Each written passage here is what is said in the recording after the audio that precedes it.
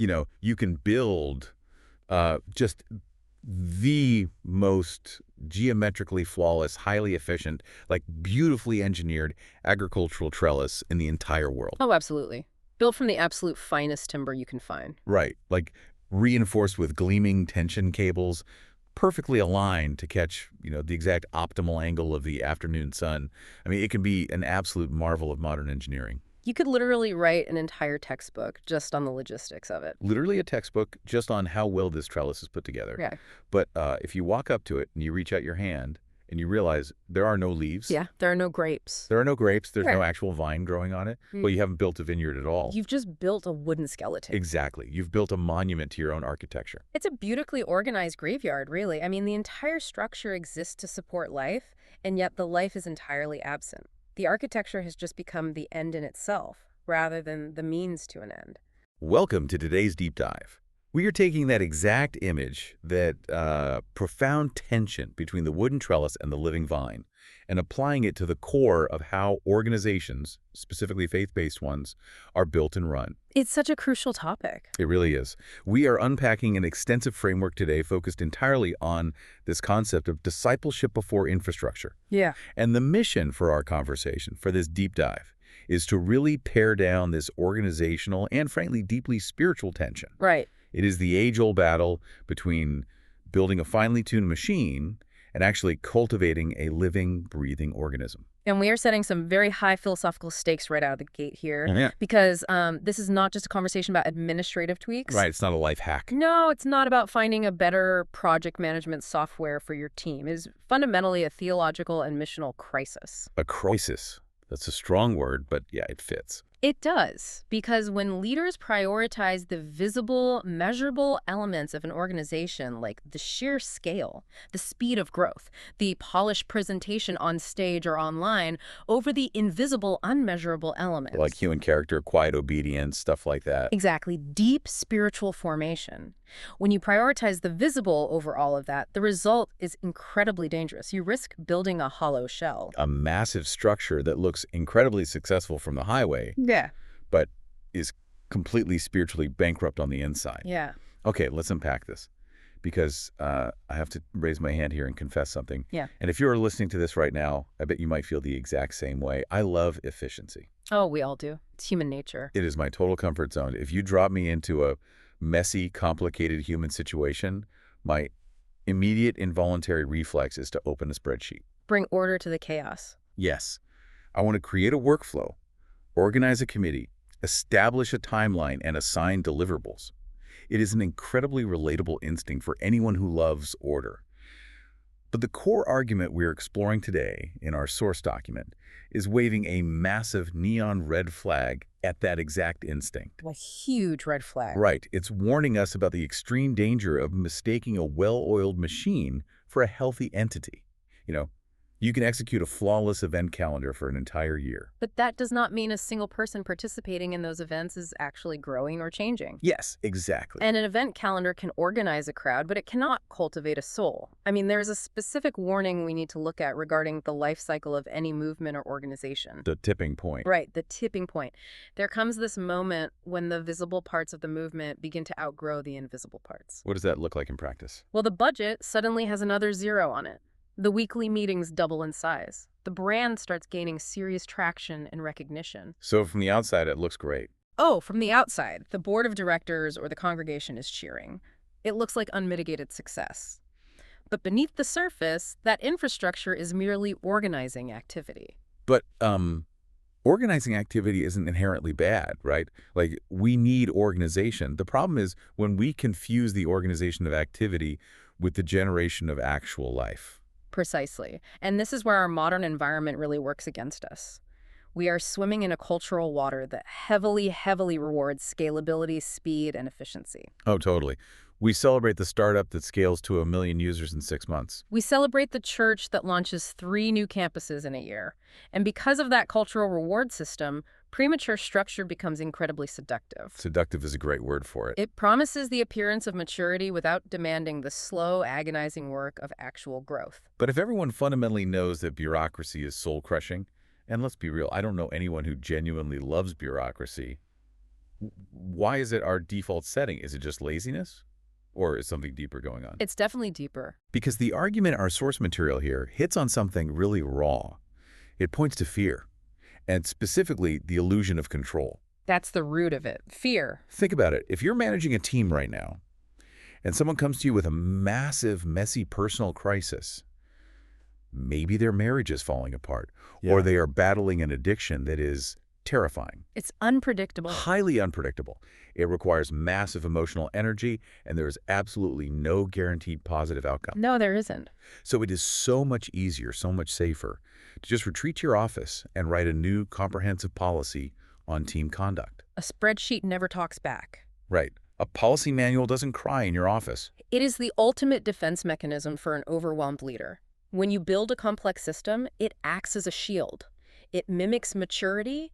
It makes the leadership team feel like they have a handle on things. Even when they don't. Exactly. The tragedy, though, is that spiritual maturity simply cannot be forced by a mechanism. Period. So what happens when they try? Well, when the people inside an organization haven't been formed in character, when they haven't developed deep trust in God or in one another, leaders feel this crushing anxiety. They feel the fragility of the organization. So how do they compensate? They pour concrete. Wow. Pour concrete. Yeah, they build heavier systems. They try to stabilize externally what has not been spiritually matured internally.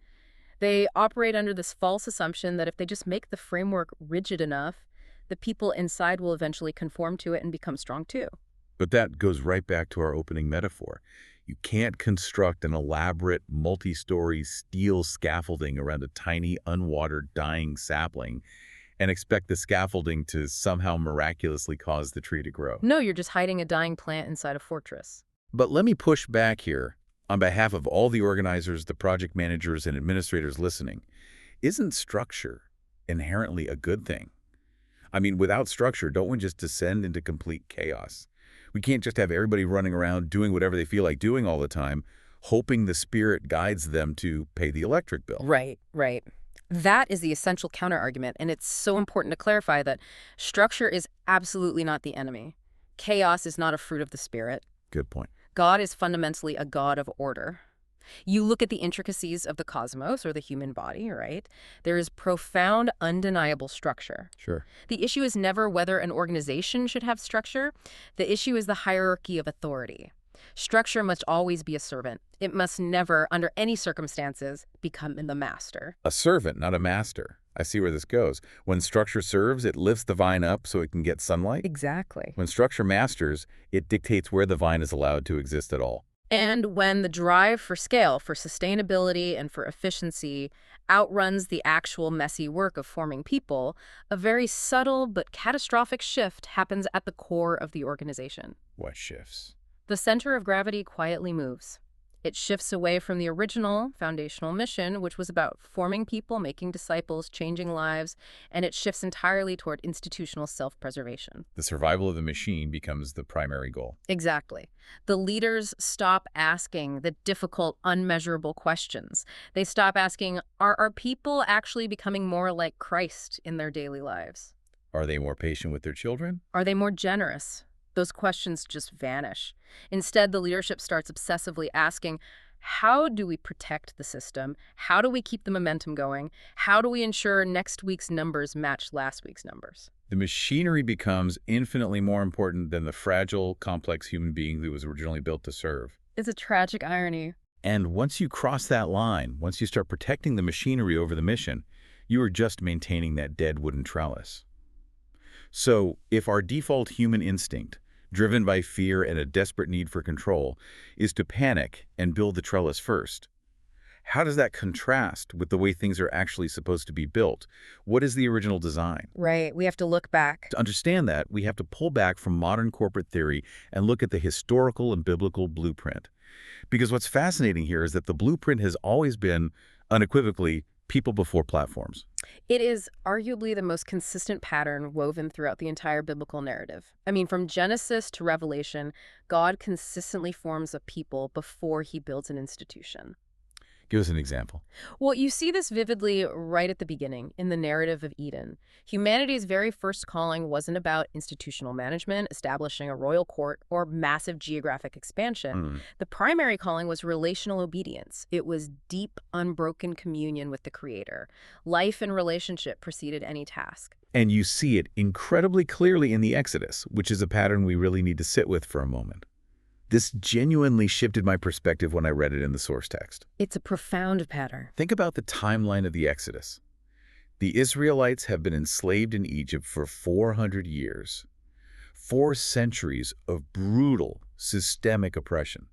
Their entire psychological framework is built around answering to a taskmaster. Right. Now, if God operated like a modern CEO or an efficiency expert, he would have gone to them while they were still making bricks in Egypt, handed them the 10 Commandments and the entire Levitical law. The massive blueprint for their society? Exactly, the civic, moral, and ceremonial blueprint. He would have handed it to them and said, all right, here is the new organizational chart. Here are the policies.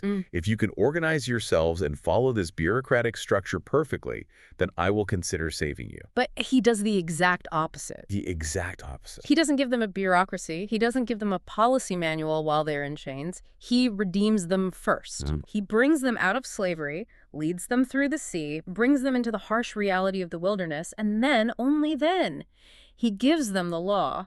The sequence of those events is everything. Redemption absolutely must precede regulation. Exactly. Covenant identity, knowing who you are and whose you are, precedes instruction.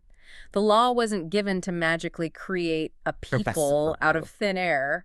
Right. It was given to shape and guide a people who had already been claimed, saved, and brought into relationship. The life precedes the structure, always. He got them out of slavery in a few days, but he spent 40 years in the wilderness getting the slavery out of them. He was forming them. He was tearing down their internal taskmasters.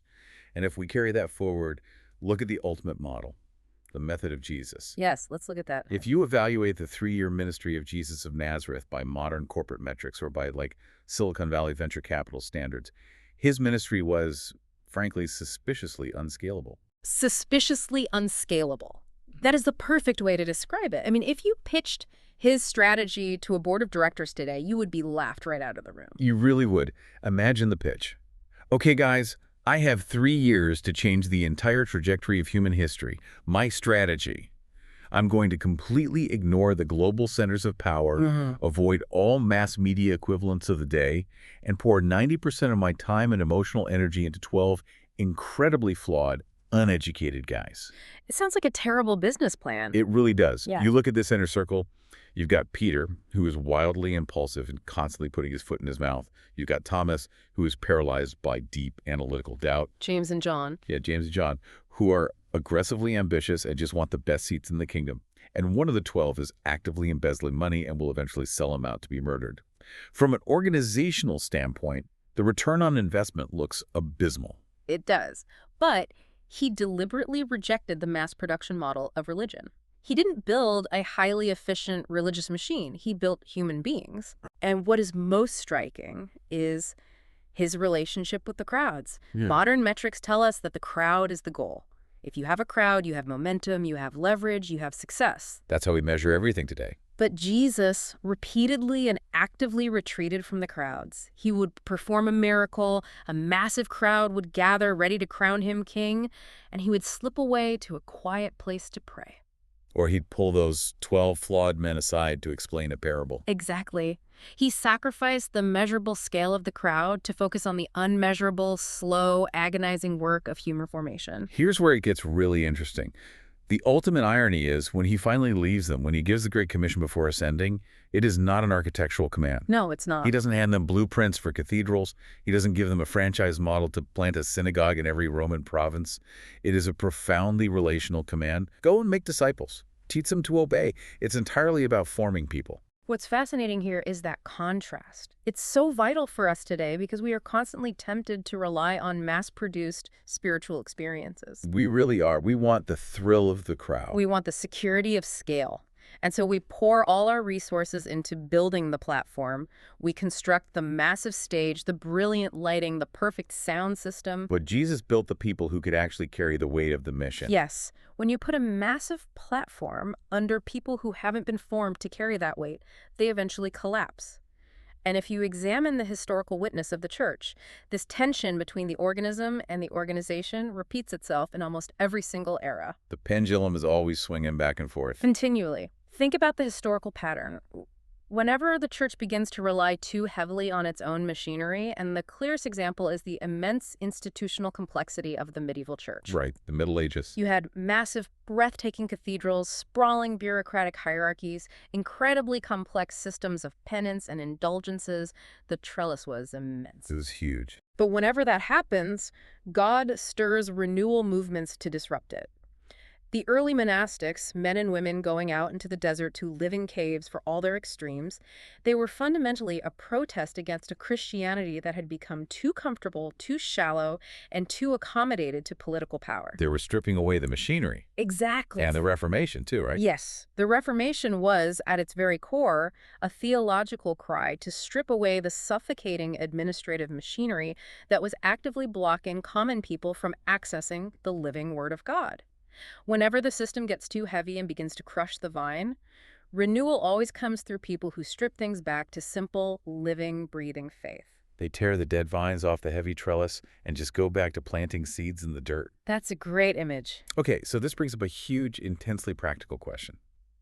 If the biblical model relies on a living, breathing body rather than a highly optimized machine, how can we actually tell the difference in our own lives? That's the million-dollar question. Right. If you are a leader, or even just a volunteer, how can you tell if the modern structures you are building, the oversight committees, the volunteer scheduling apps, the quarterly strategic planning retreats are actually healthy? Or are they slowly suffocating the life out of your organization? It's hard to see when you're in it. It is. That transitions us into the absolute necessity of diagnosing the system. We have to learn the difference between healthy flow and the bureaucratic maze. And to diagnose an organization, you first have to embrace a very uncomfortable truth. What's that? Systems are never neutral. Never neutral. Never. A system is not just a tool, it is a mirror. A church's workflows, its HR policies, its budget approval process, these are not just administrative realities. They are theological statements made visible. Wow. They vividly reveal what the organization actually believes about human nature, what it truly values, and most importantly, what it deeply fears. Let's break that down, because the concept of a system being a theological statement is heavy.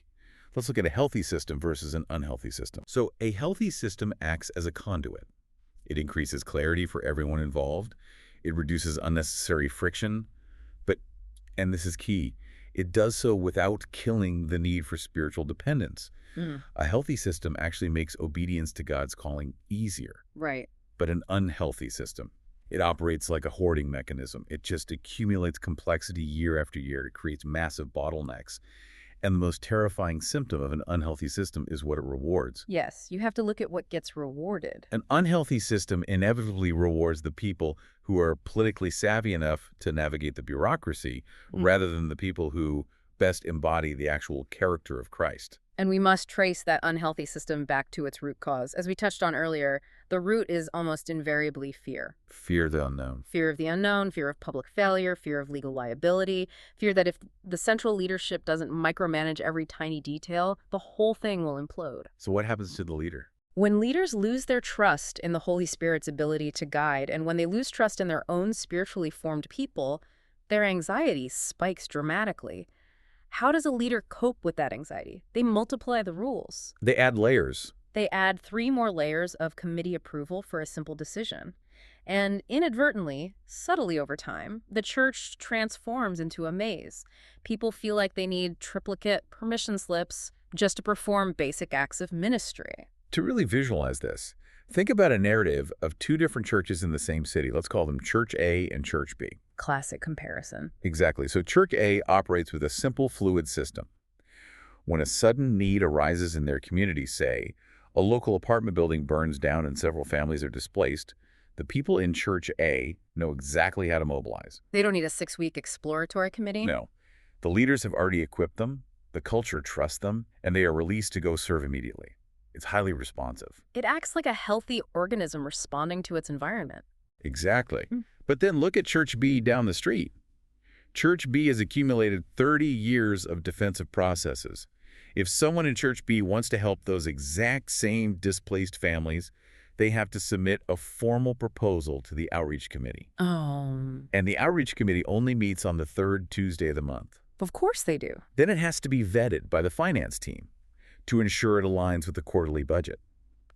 By the time the proposal finally gets a yes, 2 months have passed, the families have moved on, and the opportunity to actually be the hands and feet of Christ has completely evaporated. And the leaders of Church B are utterly exhausted from managing the meetings. The volunteers are deeply cynical, but the church survives because it protects its routines above everything else. And the real tragedy is that the leadership of Church B probably believes they are doing the right thing. They think they're being responsible. Exactly. They believe they are exercising good, prudent stewardship. They think they are protecting the church from chaos. But the sheer amount of friction they've engineered into their system is actually suffocating the core mission. They have prioritized the safety of the trellis over the growth of the vine. So let's bring this down to the ground level. What does this bureaucratic maze actually do to the average person sitting in the pews? Or, the earnest 20-something who just wants to volunteer and make a difference? It changes their behavior entirely. Because there's a razor-sharp distinction we have to make here between two words that sound similar but are worlds apart: compliance and obedience. Yes. In an unhealthy system, like our Church B, believers are slowly, methodically trained to protect the structure. They learn the unspoken rules. They learn how to fill out the right requisition forms, how to appease the right gatekeepers, and how to follow the established routine without making waves. They become highly compliant. Right. But compliance is a behavioral adaptation. It is not the same thing as being obedient to the radical, often disruptive calling of Christ. That distinction is paramount. If we want to understand the damage this does, we should return to the metaphor of the physical body, which is, of course, the primary way the New Testament describes the church as the body of Christ. Right, the nervous system analogy. Think about how a healthy nervous system functions in your own body. If you accidentally touch a hot stove, your nervous system responds instantly. It registers the pain, sends a signal to your brain, and your brain coordinates your muscles to yank your hand away immediately. A healthy system is exquisitely sensitive. Exactly. It coordinates the various parts to respond to acute needs or sudden dangers. But an unhealthy system. An unhealthy system is like a body afflicted with a neurological disease like leprosy. Phew. Leprosy doesn't cause your limbs to just fall off. It attacks the nervous system and destroys your ability to feel pain. The body loses its sensitivity. In an unhealthy organization, the bureaucratic layers act like a neurological block. The body can no longer feel the pain of its own community. It can't sense what is happening around it because the dense layers of management have entirely numbed it. It is entirely numb. The organizational heart might still be pumping blood. The budget might still be balanced, but the hand is literally burning on the stove and the brain doesn't even register it. Yes. The community is hurting, but the leadership is too insulated by reports and committees to feel it, which is an absolutely terrifying place for any organization to end up. It really is. And this concept of numbness, of losing sensitivity to the actual human reality in front of you, introduces what I think is one of the most profound and challenging distinctions we have to make today. It is the invisible battle between rigid bureaucracy and true spiritual discernment. This is where we pivot from diagnosing the problem to understanding the cure. And it's a difficult pivot because from a distance, a church governed by bureaucracy and a church governed by spiritual discernment might look remarkably similar. They look the same on paper. They both have designated leaders, they both have established policies, they both hold meetings and make decisions. You can't necessarily tell them apart just by looking at their organizational charts. But beneath the surface. Operating at the very core of their culture, they are governed by entirely different spirits. So how do we define the difference? Well, bureaucracy fundamentally seeks safety through standardization.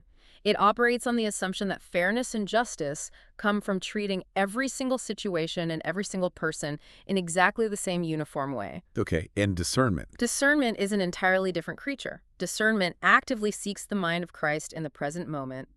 It understands that true divine wisdom often requires highly differentiated responses because you are dealing with infinitely complex, wonderfully unique human souls. Let's tie this right back to that idea of compliance versus obedience, because this is where the rubber meets the road for every listener. Bureaucracy demands external conformity. It asks binary questions. Did you check the box? Did you show up on time? Did you follow the precise procedure outlined in Section 4, paragraph B? If, yes, you are compliant, you are a good member. Obedience, however, is an inward, heart-level alignment with the will of God. And the terrifying reality that we have to confront is this. A person can be completely, flawlessly compliant with every single rule an organization has. They can attend every Sunday service. They can give exactly 10% of their income down to the penny. They can volunteer for the parking team every month, and yet that same person can remain totally spiritually distant, emotionally immature, and completely disconnected from the actual heart of God. they have mastered the trellis, but the vine is dead. And the ultimate historical case study for this is found in the New Testament with the Pharisees. Right, the Pharisees. We always talk about them. We have a bad habit in modern culture of treating the Pharisees like cartoon villains who just woke up every day wanting to be evil. But historically, they started with an incredibly sincere, noble desire. They wanted to protect the law. They looked at their history, saw that disobedience had led to exile, and they wanted to fiercely protect the holiness of God's law. They wanted to build a fence around the Torah so no one would ever break it again. They were building the ultimate theological trellis. Precisely. But over generations, they built such an elaborate, rigid, all-encompassing procedural system around the law that they became entirely spiritually blind. They became trapped in their own maze, Jesus clashed with them constantly. delivering devastating rebukes. Because they were meticulously tithing their garden spices, literally counting out leaves of mint, dill, and cumin to ensure they gave exactly a tenth. But they were completely ignoring the massive, weighty matters of the law: justice, mercy, and faithfulness. They had become unparalleled experts in the administrative system. They could spot a minor procedural violation of the Sabbath from a mile away, but they were utterly blind to the crushing human suffering happening right in front of them. Think about the psychology of that for a second. Why focus on the mint and the dill? Because counting leaves is measurable. It is controllable. You can put it on a spreadsheet and prove you did it. It gives you the illusion of perfect piety. But justice, mercy, dealing with a broken human being, that is messy. It is unmeasurable. It requires actual draining empathy. It cannot be standardized. Here is a modern analogy that I think perfectly captures this bureaucratic blindness. Okay, let's hear it. Have you ever called an automated customer service phone tree when you were in the middle of a unique, terrifying human crisis? Oh, it's the absolute worst. Let's say your house just flooded. Water is literally pouring through the ceiling, and you frantically call your insurance company, and a cheerful robot voice answers. Press 1 for billing. Press 2 to update your address. Press 3 for hours of operation. It is madness. It is infuriating because the phone tree treats every single caller exactly the same. It is perfectly standardized, it is perfectly fair, and it is completely devoid of the empathy required to handle a nuanced human disaster. It cannot discern your panic. And Jesus of Nazareth never used a phone tree. Never. He completely refused to standardize his responses to human beings. When a proud, self-righteous Pharisee approached him, Jesus delivered a sharp, unapologetic rebuke. But when a broken, marginalized sinner fell at his feet, he broke all the religious rules of his day to show staggering mercy. He didn't consult a policy manual. He responded directly to the soul standing in front of him. If we connect this to the bigger picture, look at how the early church tried to model this. We see a brilliant example of discernment over bureaucracy in Acts chapter 15 during the Jerusalem Council. Yes, a crucial moment in history. The early church was facing a massive, unprecedented existential crisis. Gentiles, non-Jews, were suddenly coming to faith in Christ in huge numbers. The Jewish believers were panicked. The question was, do these Gentiles have to follow the ancient Jewish law, specifically circumcision, to truly be part of the church? If they were operating as a pure bureaucracy, that meeting would have lasted 5 minutes. Exactly. A bureaucracy would have just opened the ancient policy manual, pointed to the book of Leviticus, and said, look, the rule is the rule. It's been the rule for centuries. You must be circumcised. Meeting adjourned. But they didn't do that. They refused the easy, standardized path. They gathered together and they engaged in intense, messy debate. It wasn't clean. No, it was real debate. They listened to the testimonies of Peter and Paul about what God was actively doing among the Gentiles. They searched the scriptures, they prayed desperately, and they actively sought the guidance of the Holy Spirit in real time. And when they finally issued their letter to the Gentile believers, They didn't say pursuant to subsection 4 of the manual. They used one of the most incredible phrases in the New Testament. It seemed good to the Holy Spirit and to us. It seemed good to the Holy Spirit and to us. That gives me chills every time. They weren't just checking a box. They were in active, dynamic alignment with the living Spirit of God in that exact historical moment. They were discerning the movement of the vine, not just measuring the wood of the trellis. They were exercising profound communal discernment. And here's the hard truth for modern leaders. Operating that way requires a level of deep spiritual maturity, trust, and vulnerability that a written policy manual simply cannot replace. Yeah. You cannot mandate that kind of discernment. But here is the massive catch, and really the pivot point for the rest of our deep dive. To cultivate that kind of deep, Spirit-led discernment across an entire community, an organization cannot just leave people to their own devices. No, you can't. You can't just stand up on a Sunday morning and yell, "Go be discerning," and hope they figure it out. If a body is numb, you can't just tell it to feel. You have to intentionally heal the nervous system. You have to actively form these people. Which brings us to the absolute necessity of what we are calling a defined formational pathway. A formational pathway. Let's dig into that. This is where the philosophical theories we've been discussing hit the hard pavement of practical application. The core argument here is that a church or an organization can be completely sincere in its motives. It can preach the gospel with absolute faithfulness, and yet it can still be incredibly painfully unclear about how to actually help a human being grow. The missing map. The reality is that many ministries are absolutely fantastic at managing the front door. They throw incredible parties for conversion. They celebrate the moment someone raises their hand or gets baptized. But then, tragically, they just assume the formation. They assume that if you just keep showing up, osmosis will do the rest. Precisely. They assume that if people simply attend the weekly services, listen to the sermons, and maybe join a small group, they will naturally, inevitably mature into discerning disciples. But that's not how it works. If you celebrate conversion and merely assume formation, you're leaving new believers wandering around a dense forest without a map or a compass. Discipleship cannot be assumed. It must be intentionally led through a clear, understandable pathway.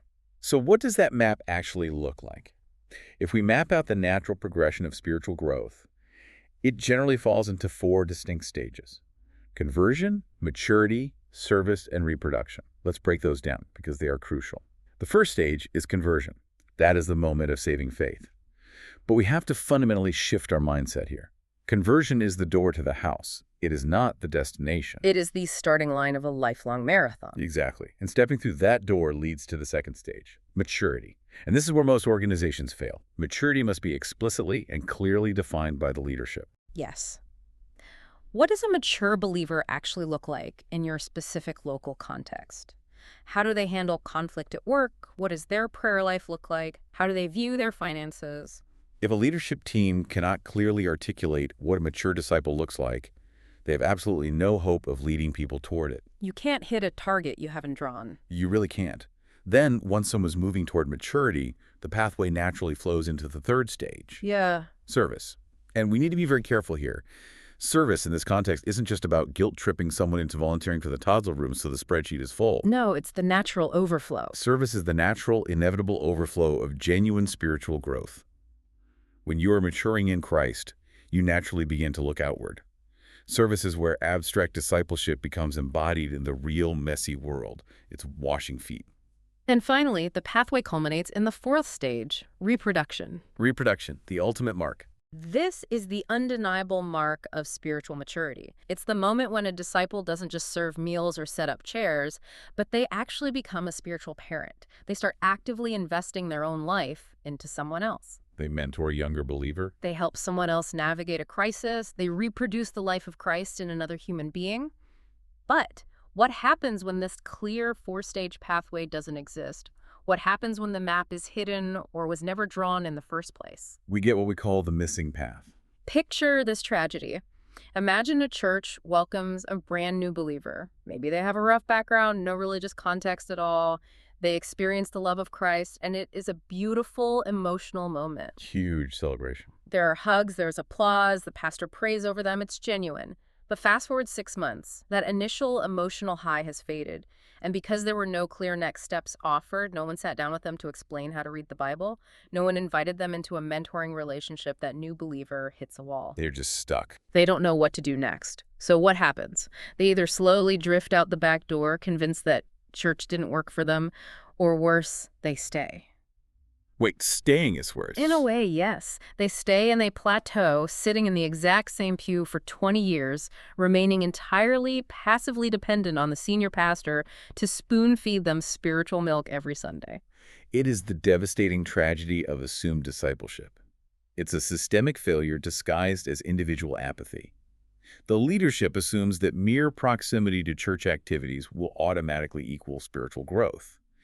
But if you look at the New Testament, there is absolutely zero evidence to support a passive model of growth. None. Jesus didn't just let the disciples hang around and hope they absorbed his character. He actively guided them. He fiercely corrected them when they were arrogant. He taught them how to pray. And eventually, he sent them out to do it themselves. He led them along a pathway. Okay, I am tracking all of this, but let me play devil's advocate for a moment because I can hear the objection forming in the listener's mind. We just spent the first half of this deep dive absolutely tearing down bureaucracy, rigid systems, and the danger of standardization. Right. We went hard on bureaucracy. We talked about how the Pharisees ruined everything by making a system out of faith. Now we are saying we need to map out a highly structured, four-stage pathway. Isn't mapping out a pathway just creating another corporate system? Aren't we just building a new, slightly more modern trellis and slapping the word pathway on it? Doesn't this completely contradict the whole idea of relying dynamically on the Holy Spirit? That is the essential tension, and it's a brilliant pushback. It's a paradox, but the distinction we have to make is vital. A pathway is not a bureaucratic maze designed to trap people or standardize their experience. A healthy pathway is a shepherd's route. A shepherd's route. Okay, explain that.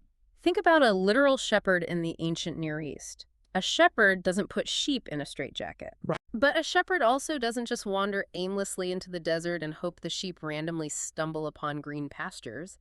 The shepherd knows the terrain. The shepherd knows where the deep ravines are, where the predators hide, and where the fresh water flows. The shepherd has a route. The shepherd intentionally guides the flock along a proven route to get them to life. Providing that kind of clarity is not an act of bureaucratic control. Providing clarity is a profound act of pastoral love. If you invite someone on a perilous, difficult journey like following Christ, it is deeply loving to show them the map. So the pathway is the difference between a trellis that supports the vine, lifting it out of the mud so it can actually reach the sunlight, versus a cage that restricts the vine, boxing it in and stunting its growth. Precisely. A healthy pathway never attempts to force growth. No system can force a seed to sprout. Only God brings the growth. But a healthy pathway removes the unnecessary confusion, the administrative fog that prevents people from seeing where to go. It helps a confused, overwhelmed believer know what their very next faithful step looks like today. It clears the fog so they can actually hear the Spirit leading them. I love that. But understanding the theory of this four-stage pathway is only half the battle. Theory's easy. Application is hard. Exactly. If you are a leader listening to this right now, how do you actually know if your current infrastructure is supporting this pathway, or if it is quietly, invisibly choking the life out of it? To find out, we have to look in the mirror. We have to be willing to ask the brutal, uncomfortable reflection questions. We are moving into what we call the diagnostic mirror. And we must warn the listener, these are piercing, uncomfortable questions. They are not designed to generate a polite administrative report. They are designed to expose spiritual reality. They force leadership teams to confront the massive gap that often exists between what they publicly claim to value and what their hidden systems actually produce. The most foundational question you can ask your organization is this: are we actively forming people, or are we just maintaining systems? What actual measurable spiritual fruit is every single structure, every Tuesday night meeting, every annual program producing? If a program isn't producing spiritual maturity, why does it exist? And when you start asking those questions, you immediately run into the danger of familiarity. We all know this feeling. You do something for 5, 10, 15 years, and it just becomes the invisible water you swim in. What becomes institutional furniture? Yes, institutional furniture. A committee exists, or an annual event happens, simply because We've always done it that way. You don't even notice it's sitting there taking up half the room, but you are constantly having to expend energy walking around it. You are heating and cooling a room for furniture nobody sits on. That is a perfect analogy. And another deeply revealing question from the diagnostic mirror is this: where has our infrastructure quietly begun to hijack our identity? This one is insidious. Give us an example. Let me give you a hypothetical but very common example. Imagine a church that started 50 years ago in a living room. In those early days, they were known throughout their entire city for their intense, radical dedication to prayer and community care. They were the people who showed up when you were hurting. The real deal. But as they grew, they needed space. So they built massive buildings, they hired specialized staff, they invested heavily in high-end media and production to manage the weekend experience. Slowly, imperceptibly, over decades, their identity shifted. The trellis overtook the vine? Exactly. Now, 50 years later, if you ask people in the local community about that church, no one mentions prayer. No one mentions community care. They say, oh yeah, that's the church with the massive coffee shop and the incredible concert quality worship band. The infrastructure didn't just support the mission. The infrastructure quietly became the mission. The scaffolding became the monument. Scaffolding became the monument. Wow. But to counter that drift, there is a really profound thought experiment we can run. It asks leaders to flip the script and imagine a different reality. What would actually become easier in your organization if deep spiritual discipleship truly led the way? That's a great question. If you stopped obsessing over managing behavior and actually focused your energy on forming mature, Christ-like people, what massive organizational headaches would just vanish overnight? When you really think about it, the answers are striking. Conflict resolution. It becomes infinitely easier because spiritually mature people actually know how to forgive, how to apologize, and how to communicate without being passive-aggressive. Well, tier recruitment. It becomes a joy instead of a desperate plea because mature people naturally desire to serve out of gratitude, generosity, and fundraising. You don't need manipulative campaigns because mature people hold their wealth loosely. This thought experiment exposes a fascinating, almost tragic reality about organizational leadership. Very often, the intense institutional heaviness we feel, the endless layers of middle management, the strict punitive HR policies, the constant exhausting oversight, is simply a desperate attempt to solve externally what spiritual weakness created internally. If your people are not being spiritually formed in humility and grace, you have to manage them heavily just to keep the peace. I want to highlight this for every manager and leader listening. If your people are actually growing and maturing, you simply do not need 50 layers of management to keep them in line. You don't need a massive, complex conflict resolution protocol if people actually embody the humility of Jesus. Spiritual life is actually more efficient than institutional control. Yes, true spiritual life is more efficient. When the vine is healthy, you need a lot less trellis. This raises an important question, perhaps the most sobering, gut-wrenching question you can ask. If your current organizational model, the multi-million-dollar building, the weekly operational budget, the paid pastoral staff, the polished Sunday production, if every single piece of that infrastructure completely disappeared tomorrow due to a crisis, would the disciples in your church know how to continue walking with Christ? That is an absolute gut punch. Would they know how to open the scriptures themselves? Would they know how to gather in their living rooms, pray for the sick, and care for the poor in their neighborhood? Or would their faith completely collapse without the Sunday morning machinery to sustain it? If the trellis burns down, does the vine survive? If the answer is no, then you haven't built a living, resilient body. You have built a monument to motion. You've built a mechanical lung that only breathes for the patient as long as the electricity is plugged in. It's a bitter pill to swallow. And recognizing that you might have spent the last decade baiting a monument to motion is a bitter, bitter pill for any leader to swallow. Yeah. But recognizing the problem is only half the battle. It does no good to just stare in the mirror and feel existential dread. You have to act. How do you actually fix it? How do you dismantle the maze without killing the church? This brings us to our final section, which is intensely practical. We are looking at actionable renewal. We are looking at the specific tools for pruning the dead wood and reordering the system so life can flow again. Renewal cannot remain a theoretical desire. It requires decisive, often painful action. You cannot just realize you have too much bureaucracy, have a meeting about it, and hope it magically dissipates. Right, another meeting won't fix the bureaucracy. Leaders must take active, courageous steps to eliminate structures that no longer serve the multiplication of life. This is what we call the theology of pruning. Just like a master gardener ruthlessly cuts back dead, unproductive branches so the living vine can channel its energy into producing more fruit, spiritual leaders must prune dead systems. They have to measure every system by its fruit. They must keep the remaining structures flexible, and most importantly, they have to undergo a massive paradigm shift. They must train themselves to be shepherds, not just managers. We need to unpack that distinction deeply. Manager versus shepherd. The entire corporate world trains us to be managers. A manager's primary focus is on efficiency, completing tasks, optimizing workflows, and ensuring all the boxes are checked on time. A manager looks at a person and sees a resource to be allocated. But a shepherd's primary focus is on maturity, caring for souls, and being deeply physically present with people in their pain. A manager wants the quarterly spreadsheet to balance perfectly. A shepherd wants the human being to grow. And making that transition from manager to shepherd is incredibly difficult because the psychological burden of modern leadership is immense. Most leaders are drowning in cognitive overload. They can't be present. They cannot be present as shepherds because their brains are completely occupied by the sheer volume of administrative tasks required to keep the trellis from falling apart. And this is where the practical tools come in, and I found this fascinating. The approach recommended here feels very similar to David Allen's famous Getting Things Done methodology, GTD, which revolutionized corporate productivity. But applied to ministry. Right. If you aren't familiar with GTD, the core premise is that your brain is designed for having ideas, not for holding them. If you try to hold 100 tasks in your short-term memory, you experience cognitive overload and anxiety. So how do we clear that mental clutter so a leader can actually have the bandwidth to shepherd a soul? The first step is the capture exercise.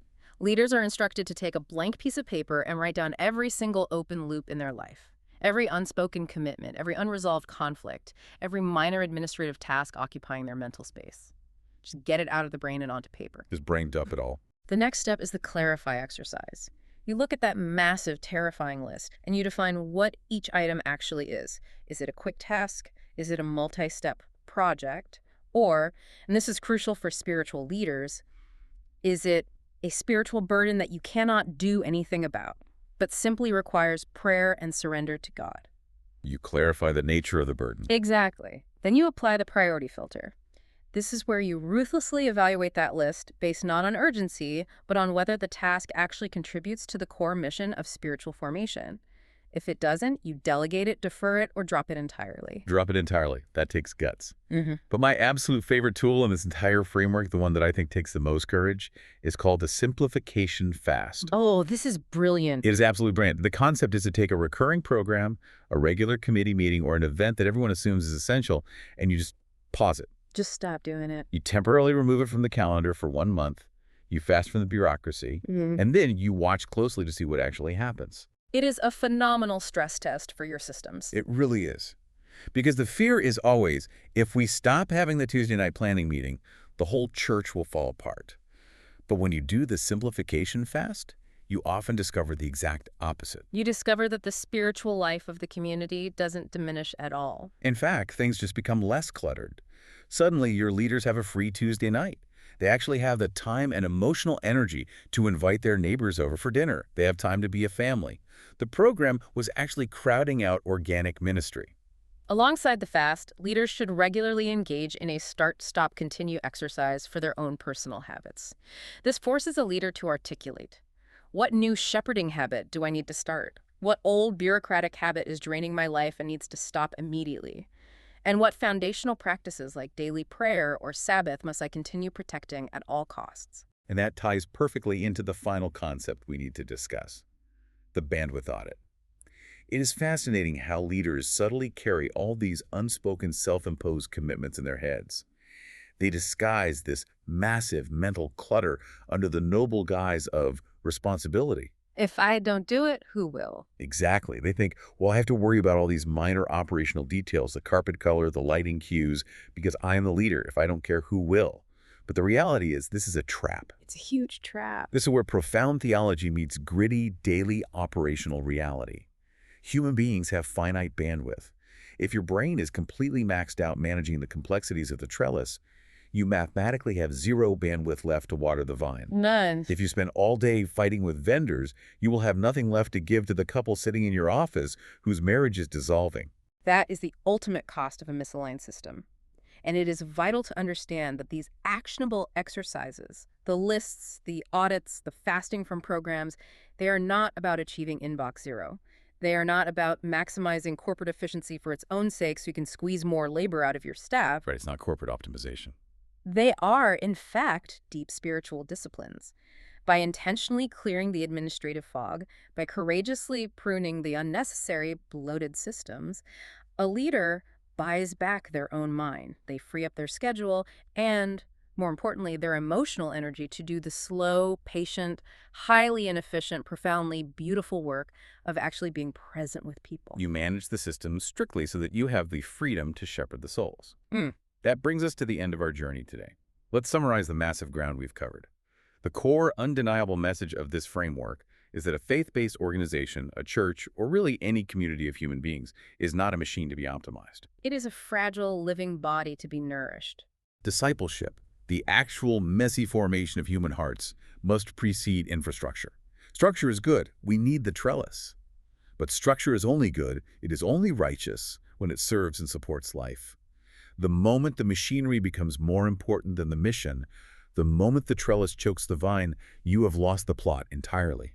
Infrastructure must always remain the servant. Discipleship must always be the master.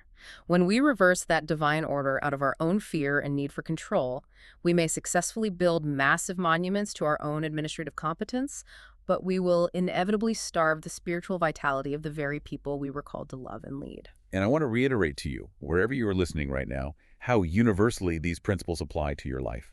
Whether you are the senior pastor of a megachurch managing a multi-million-dollar budget and hundreds of staff, or you are managing a small volunteer team of 3 people at a local nonprofit, or even if you are just sitting in your living room evaluating your own personal daily habits and the systems of your own family life, these tensions exist for you. They do. Building a hollow shell might look incredibly impressive to the outside world today.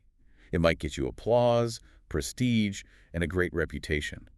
But a hollow shell, no matter how beautifully constructed, will not withstand the storms of tomorrow.